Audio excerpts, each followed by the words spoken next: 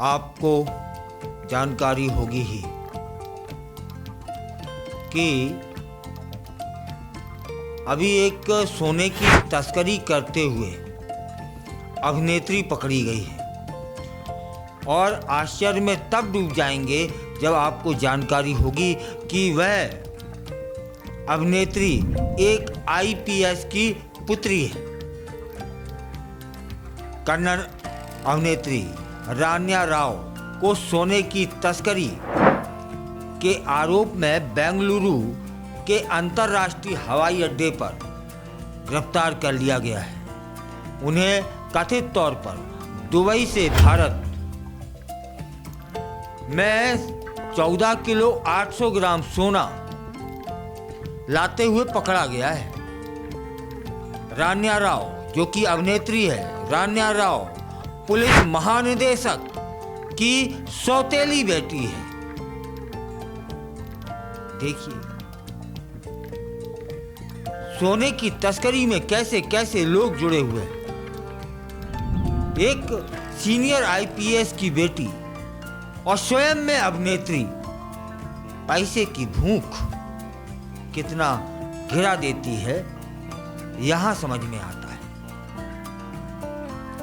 अब वह बचती कैसे थी यह भी जान लेते हैं।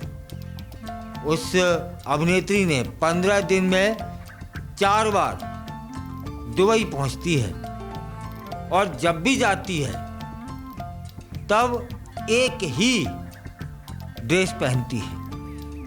वह अपनी बेल्ट में सोना छुपा लेती थी और बेल्ट को छुपाने के लिए वही ड्रेस पहनती थी, एक ही। तब फिर बस यही उसकी एक गलती अधिकारियों के निगाह में आ गई और जांचकर्ताओं को संदेह है कि उसने प्रोटोकॉल विशेषाधिकारों का लाभ लिया है, क्योंकि एक प्रोटोकॉल अधिकारी ने टर्मिनल पर उससे मिला था और उसको उसने एयरपोर्ट से बाहर भी निकाला था और सरकारी कार में बैठाला भी था, ताकि जो एयरपोर्ट पर जांचें होती है ना, उससे उसे बचाया जा सके। रान्या राव को राजस्व खुफिया निदेशालय के वरिष्ठ अधिकारियों द्वारा गिरफ्तार कर लिया गया है। आपको जानकारी होनी चाहिए कि उसे राजस्व खुफिया निदेशालय ने 3 फरवरी की रात 14 किलो 800 ग्राम सोने के साथ गिरफ्तार किया था और इसे अवैध रूप से भारत में तस्करी करके वो सोना लाया जा रहा था। और जब गिरफ्तार हो गई तब उसके आगे के दिन में आर्थिक अपराध न्यायालय में उसे पेश किया गया। 14 दिन की न्यायिक हिरासत में भेज दिया गया। रान्या राव दुबई से बेंगलुरु की यात्रा करती थी अधिकतर। जब उसे गिरफ्तार किया गया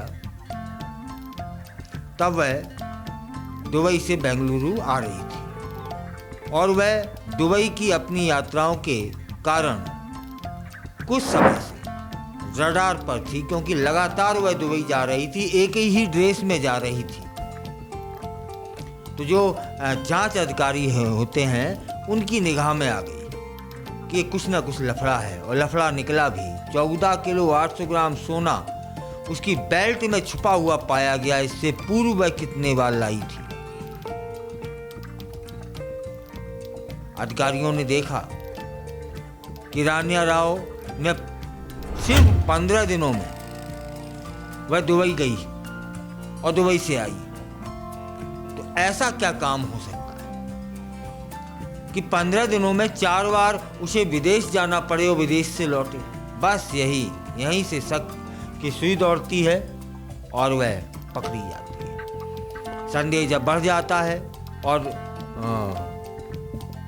अधिकारी थे वे हरकत में आ जाते हैं और उन्होंने गिरफ्तार करने के लिए पूरा का पूरा अभियान चलाया था, तब जाके वो पकड़ में आई थी।